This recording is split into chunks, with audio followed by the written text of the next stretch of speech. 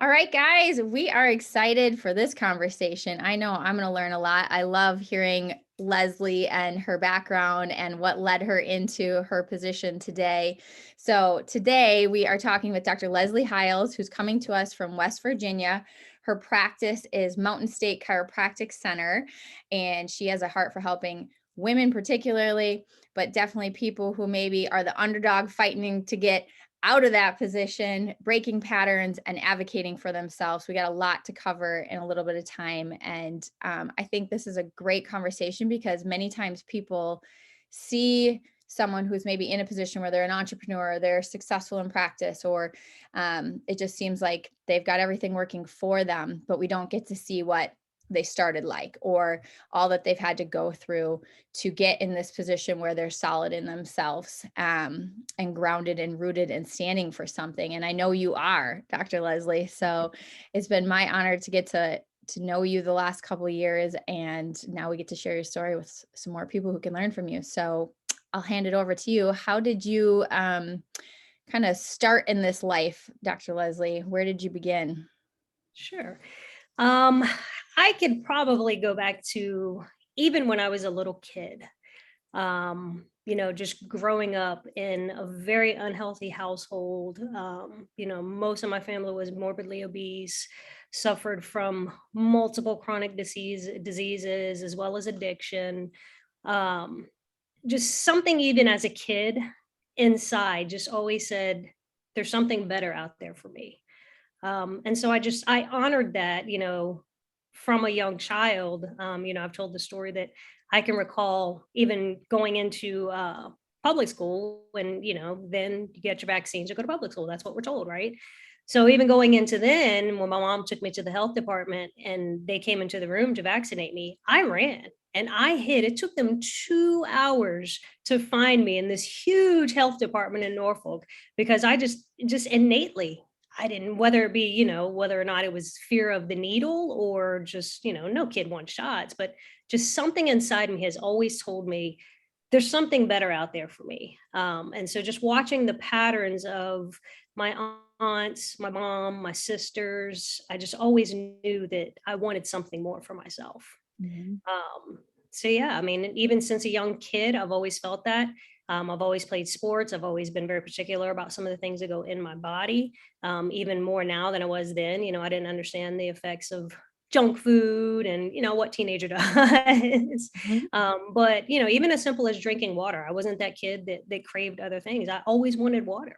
So just growing up an athlete and being super fit and just into athletics and wanting to take care of my body because I knew that at some point sports is going to be my was going to be my way out of the environment I was in. Mm. Yes, I was smart, but I just, school wasn't for me. I excelled, but I didn't enjoy it. I was very bored in school mostly is what it was. I was bored in school. So I knew that sports were going to be my way out. So I took pride in taking care of my body.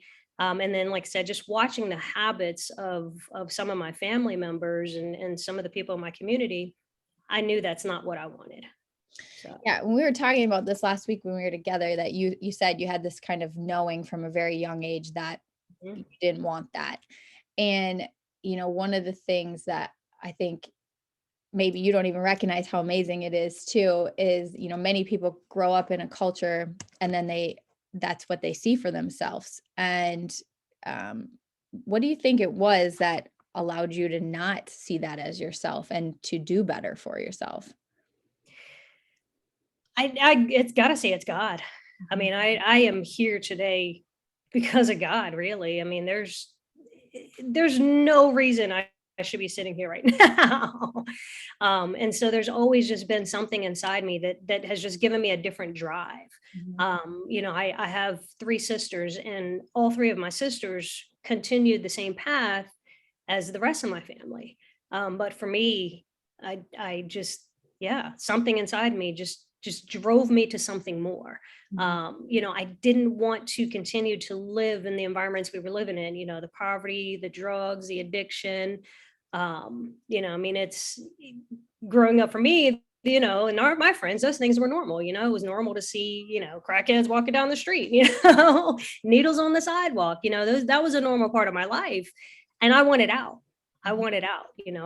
I played some travel soccer when I was in high school, and also some AU basketball in middle school and high school. And I had friends from other communities and other environments. And when I would go to their houses, it was like, yeah, that's what I want. I want that. I don't want this anymore. I need to stop this. I don't want to be in this environment. This is what I want. And Mhm. so I just had just an innate drive in me that just pushed me to get there. Yeah. And do you feel that most kids have that? Do you think that's true? I think yes, Mhm. they start off with it, Mhm. but I think at some point we become inundated instead of educated and inundated by our environment is what I mean. We're all indoctrinated by something. And so at some point, people are always told this is how it is because this is how it's always been. If we look at chronic disease and, people say, oh, I'm going to have high blood pressure because everyone in my family had high blood pressure. We always talk about these diseases being hereditary, but is it the disease itself that's hereditary, or is it the lifestyle that led to those diseases that are hereditary? Right. And so it can be broken. And I think that most kids do have it initially, but somewhere along the way, they're indoctrinated and to believe otherwise. Yeah, you're preaching epigenetics right now, right? Yeah. Yeah. For those of you who maybe haven't heard that term before or interested in what we're talking about, is like, the old model of healthcare was you are your genes. Yeah. And the newer model is saying gene expression is turned on and off by your environment. And our environment is not just physically what's in our environment, it's also mentally and emotionally, spiritually, what we're brought up around. And that turns on and off gene expression. So, Leslie, you would be an example of someone who changed their environment, Yeah. and therefore your outcomes change and your physiology, I'm sure, is different as well. Oh yeah. Yeah. And I always have that discussion just within myself too, is at some point when I was in high school, I had a friend that was adopted. Mhm. And I always wondered, like, because we were always told, well, what your parents had determines what your health is going to be. And I always wondered, like, well, what about these kids that are adopted and know nothing about their family history? Are they bound to go down that same path? Are they bound to have those same diseases? And so I've always just had this question inside of my head, like, well, can we change that? Even before I knew anything about epigenetics, Mhm. I've always had this question in my head that can I change that? I've never been the compliant person either, so that maybe has something to do with it. I've never been that person that someone says you can't do it. I'm gonna do it, and I'm gonna figure out how to do it. Yeah, you're definitely mentally tough, that's for sure. Um, okay. Well, and for epigenetics, just to finish that conversation there, I know Bruce Lipton is a big like entry into reading his work, and then that helps open the door. Any other resources there that have made a mark on you if you want to learn more about that? Definitely Bruce Lipton. He was the first one I started to learn from it. Um, Joe gosh, I can't Dispenza, he even think. doesn't call it epigenetics the same way Yeah, genetics yeah. I does. was gonna say Joe Dispenza gets into it a little bit, but he, approaches it from a different word, I guess. I also, just with some Native American heritage in my family, I've studied some Native American traditions and things like that.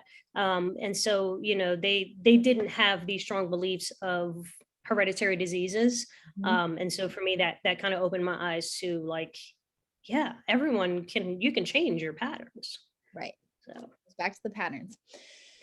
So, one thing that we were talking about is when you have someone who is open to working on healing a pattern, what are some of the tools or advice you give them to help now that you're the doctor, you're the chiropractor, and helping people holistically? What are some ways that you help people heal themselves or help them open that door?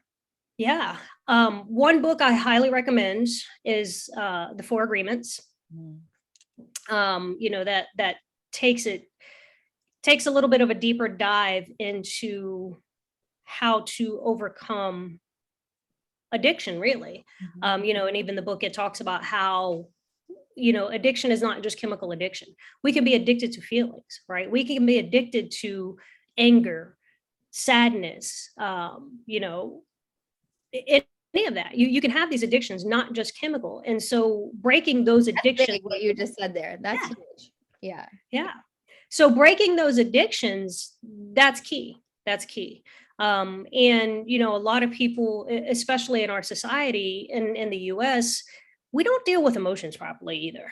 Um, we don't teach how to deal with emotions properly. Even to today, we don't. I mean, you look at kids, we teach them, if you're feeling sad, then here's a pill, that you shouldn't feel sad about things.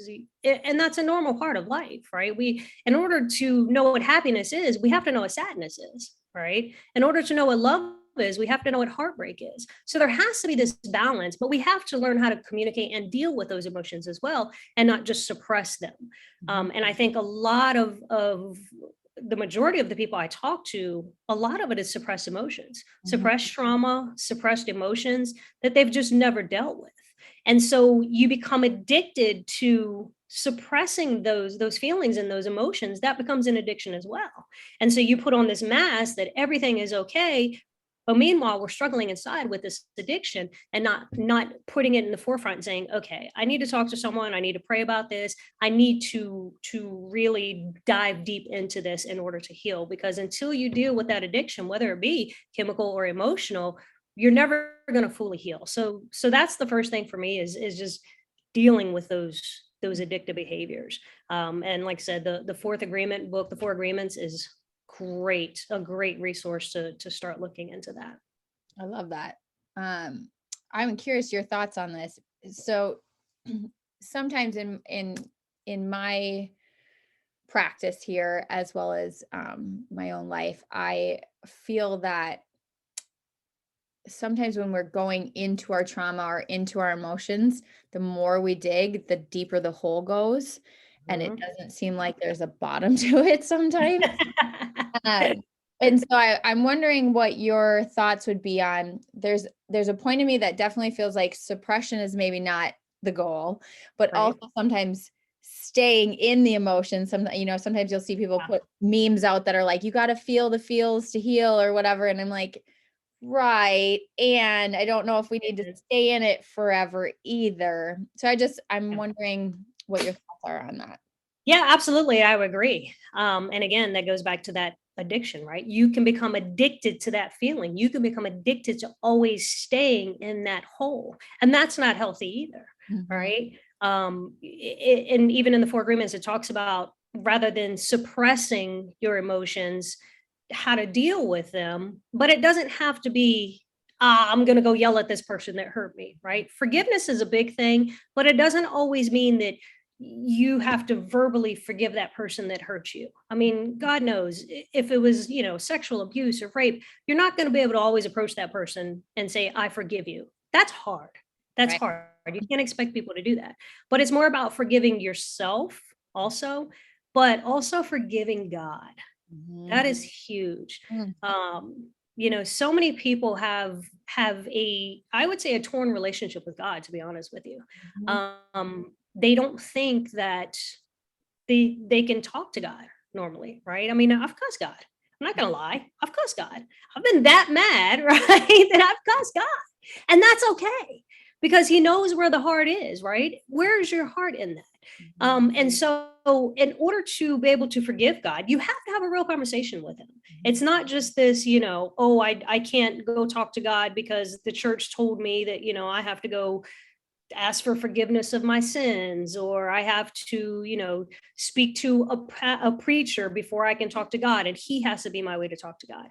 And I think religion has really contorted our relationship with God, and that as well has hurt a lot of people, and it's caused people to not be able to deal with some of these traumas. Totally.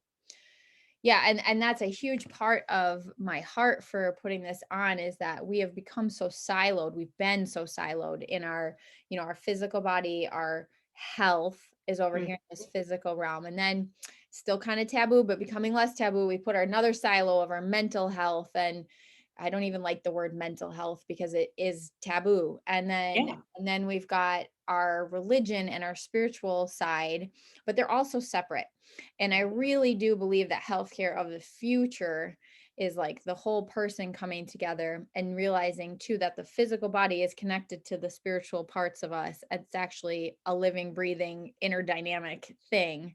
And Yep. so we want to heal faster. Well, then we better go to the higher energy portions of us, which is definitely not the physical meat suit. It's the mental, emotional, spiritual aspects of us. Yeah. Absolutely. Yeah. Absolutely. So I think you hit the nail on the head when you said people are angry with God and themselves. I think there's definite truth, or feel unworthy or shame Yeah. or any of those emotions that you feel when you feel contracted. Uh, Hmm. and I know we've talked at length before, and a lot of our conferences we go to talk about Hawkins' work that was on the power versus force scale, but that's an amazing read, Power versus Force, if you're a little more Yeah. analytical about this all, and wanting to understand how our energy system, our nervous system, and the states that we anchor into. So, like Leslie was talking about, you can be addicted to these emotions. If we're addicted to guilt, like what does our physical body behave like and our energy system behave like if we're continually in that state? And I'm guessing most of us would recognize it's probably not good. Uh, Yeah. and so to heal, we have to be willing to loosen our grip on that addiction. Definitely. Yeah. Yeah. Yeah, you really, I think, drew some connections there because, we see addiction most of the time as alcohol, drugs, etc. Mhm. Pills. Chemical. Yeah. Yep. But probably a much larger addiction that so many of us have and maybe are fully unaware of it is the addiction we have to our emotions and our state. And that the next level of healing will come from a release of that or a change of pattern. Mhm. Yeah. Yeah. Absolutely. And it doesn't have to be a big change of pattern. People think it has to be this grand thing. My husband and I were just chatting today about obesity. And so many people look for the big good instead of counting the small goods. Mhm. When someone is morbidly obese, losing 5 pounds, you don't notice that, but it's those small changes over time that you notice, right? And so sometimes when we try to take these small steps and we feel like we're not getting anywhere or nothing is changing, we give up, Mhm. right? So we have to count the small wins as well as the big wins, Mhm. because the small wins, those are what's going to add up to the big win. So just, stay in the course and just trying your best, right? That's all we can do is try our best. Mhm. Mm, so good. So, coming back to kind of your message when we said, what do you want to leave people with from listening in? We said, knowing that we're all working on breaking patterns and that you have to be an advocate for yourself and your own healing. So if we were going to talk about how do you advocate for yourself, and when have you seen for yourself? I mean, maybe people who know you now have always thought it's been easy for you to just speak up, and you, to me, seem like I don't want to hold her back. I'm not going to hold Leslie back. No one, it would be, people who know you now would have a hard time believing that you weren't always this way. And so maybe Oh you could yeah. share a little bit of that evolution for you. Yeah. I mean, I grew up in a household where it was children are heard or seen and not heard. Mhm. So learning how to use my voice was a big thing for me. I never saw it in myself, but even in high school and just playing sports, all of my coaches always said, "You're a leader. You need to step up and be the leader." But I didn't know how to do that because I didn't know how to use my voice. Like I said, we grew up in a seen and not heard household, and so I didn't know how to lead and I didn't know how to use my voice. But watching again just some of the patterns of my family, um, there were situations that had happened in the family that one of the older cousins or sisters would speak up and the adults would say, no, that didn't happen, but that didn't happen. And so we just never talked about those things because no one ever believed that it happened, right? They didn't believe the kids. Mhm. And so learning how to use my voice was very hard. And I would say it was probably if I can go back, it was probably 10th grade when I really started to learn that. Part of it was my family, we're originally from the Florida area. And so my mom wanted to move back to Florida. She, again, was very, very unhealthy, had several chronic diseases. I honestly, till this day, don't know what she had or what, led up to some of her health conditions. I know she was obese. Mhm. But she never really was truthful either with a lot of things. So I don't really know the whole impact of things. But I know that she was very depressed and she wanted to move back to Florida. And so that's what she did. Well, at the time, like I said, going back, I knew that sports were going to be the only way I was going to get out of where I was. And so I didn't want to leave because I was already established. I'd made the varsity basketball team as a freshman, the varsity soccer team, the varsity field hockey team. I mean, as a freshman, I'm like, okay, this is my path. I got to stay here. So she did let me stay in Virginia. I grew up in Norfolk. She did let me stay there. And then she moved to Florida. Well, she would come back and visit every so often. And I'd say the summer of my 11th grade year, my mom and I became closer than we ever were. She came back and visited, and she really confided in me in a lot of things. And I think that's, once she expressed some of the things that had happened and her admitting denial and things like that, I think that's where I really started to realize, okay, I got to speak up. It doesn't matter if anyone believes me. It doesn't matter if people believe you. You have to share your truth and you have to share your voice. And so I would say that was probably a big turning point for me. And then my freshman year of college, just the patterns that I watched with my mom, it eventually led her to take her life. Mm. She did commit suicide. And so that was a really hard time for me. Mhm. But just knowing her history with medicine and how I knew that, I'd gone to these doctor's offices with her. I'd gone to these appointments with her. And I'm not saying that the whole medical profession is this way. By God, I'm not throwing doctors under the bus. Please don't go there with me. But she was abused by doctors. Mhm. She was abused by doctors. And I truly believe that her chemical dependence was because of the hamster wheel that she was put on with these medications. And she never once questioned anything, and I, even when I would go with her sometimes to the doctor's offices and we would leave and I'd ask her, well, what do you need to take that drug for? What's that pill for? What's that going to do for you? And well, I don't know. This is just what they told me to do. And so to me, it's just like, well, we got to ask questions. Mhm. Like, can this be different? Can this be better? There has to be something more. There has to be a different answer. And so that just that pattern and that cycle of watching my mom just, get stuck on that hamster wheel of medicines that eventually led her to taking her own life.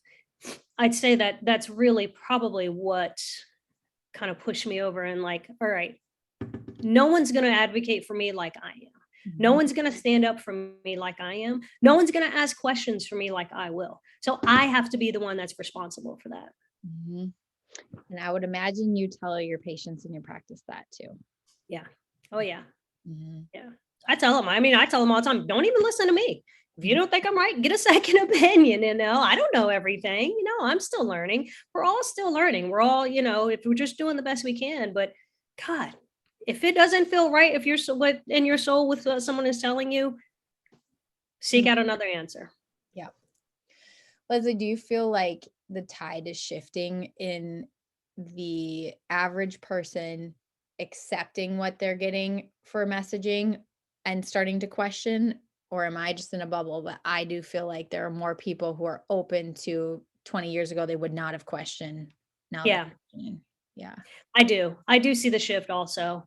Even in patients, Mhm. right? I mean, I've had patients that have been with me since before all this COVID stuff, that I never would have thought would ask the questions that some of them are asking. Mhm. They're truly genuinely realizing that your health is ultimately your responsibility, Mhm. and your metabolic health has everything to do with how you survive diseases and viruses and bacteria. Mhm. Yeah. Yeah. Yeah. Yeah, one of my friends said the doctor of the future is a patient, and I think that is a mantra all of us involved in healthcare would do well to remember. We can't heal anyone that doesn't want to heal. And also, a doctor can place a verdict on you. You don't have to take it, Yeah. right? Yeah. Um, and Yeah. shifting. There was I just learned about this recently. I haven't had a chance to look up the study, but I guess there was a study done where they took two groups of people, one that were actually had diseases and chronic illnesses that could have killed them very quickly, and another group that was healthy. And they told the healthy group that they were the sick ones, and they told the sick group that they were the healthy ones. Mhm. And the healthy people ended up getting sick and dying quicker than some of the people that they told that were healthy. And so mindset has everything to do with it, right? We know that. We talk about that all the time. What you verbally say and what people verbally say to you, whether or not you think it has an impact on you on a deep down spiritual level, it 100% does. We talk a lot about what we say to our kids, being careful what you say to your kids, because that sets their patterns. Going back to what I said, I believe that kids are born with an innate intelligence and innate ability to discern what they think is good for them or not. But somewhere along the way, we take that away from them with our indoctrinations Mhm. Mm, and our words. so much. Yeah. Yeah.